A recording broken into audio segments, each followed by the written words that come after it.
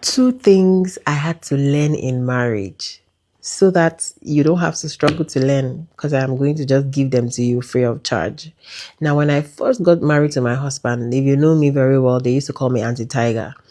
I didn't know how to be calm. I didn't know how to do things from a soft, peaceful point of view. And funny enough, my name is Rajuno, and that means peace. So why was I not peaceful? Now, as the first daughter, I'm the first daughter. You know how it is where you have to be the one to stand, to defend. At some point, you will almost want to start behaving like a boy. I had brothers, but they had moved out of the house quite early, and I had to be a man. And I realized that when I got married to my husband, I brought in that energy, which made me do two things that he didn't really like. So because of the way that I was, I didn't really have patience. If I needed something, I needed you to immediately just begin to do it. So I had to learn in marriage that when you're speaking to your husband, you don't talk to him as though you're talking to your child. You don't command him.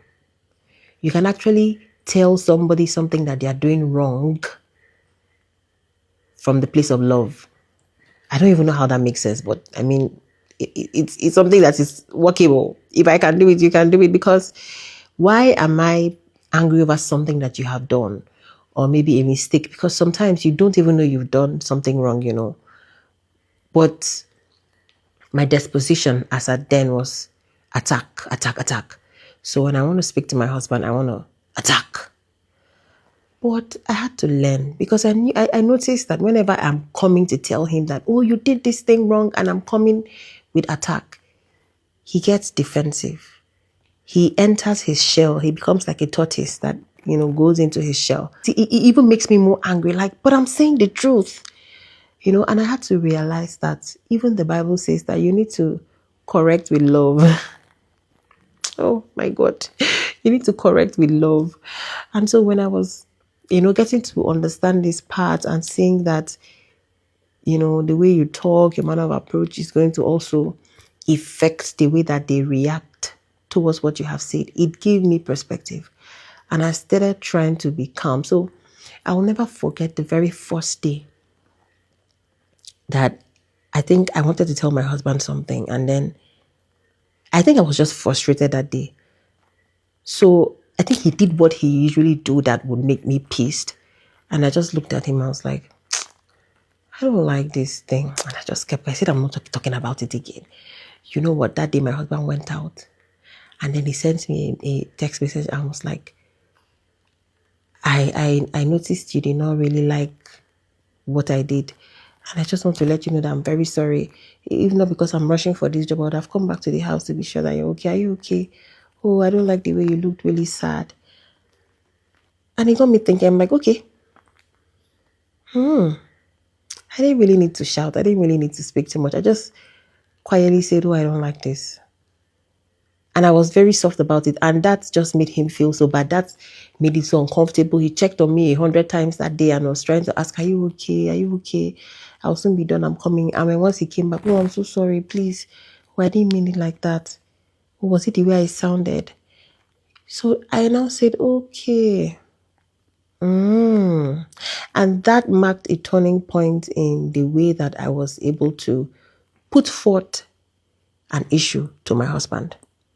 So in case you've not caught on what I'm trying to tell you by now, I'm saying you can correct with love. You can tell your husband what he's doing that you do not like with a calm voice. You don't need to shout. You don't need to be disrespectful. You don't need to use harsh words. He's not your child. He's not your staff. He's not your employee. He's not your baby.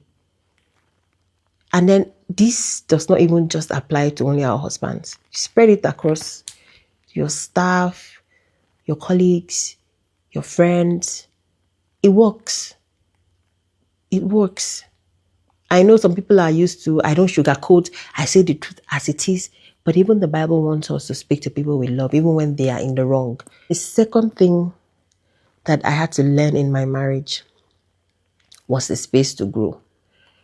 you need to give your partner space to grow. When you have told them these things that you do not like, understand that they have been this way for the longest of time. I mean, say for example, now I married my husband when he was 27 years old. So for 27 years of his life, he has lived in a particular way. He uses the towel in a particular way. He keeps his toothbrush in a particular way. He comes out of the bathroom. I'm just trying to tell you things that annoys me. He comes out of the bathroom after taking his bath in a particular way. And I would get angry. But Omo, I had to understand that this is how this man has been doing things over the time. It's not going to just disappear and change overnight just because you say, I don't like this. He will unconsciously make mistakes repeatedly. It is in my place to always remind, oh, but I told you this. Okay, sorry. And then you also lead by example. So show him what you want him to do, remind him, and then give him space to grow into this new chapter, into becoming this new person that you want him to be. So I have given you 2 things. I always tell couples, when I go anywhere and they say, do you have a message? Would you like to, share something that you think everybody here should know, should learn? Every new couple should learn. I always give these 2 tips. Correct from a place of love. Give them space to grow.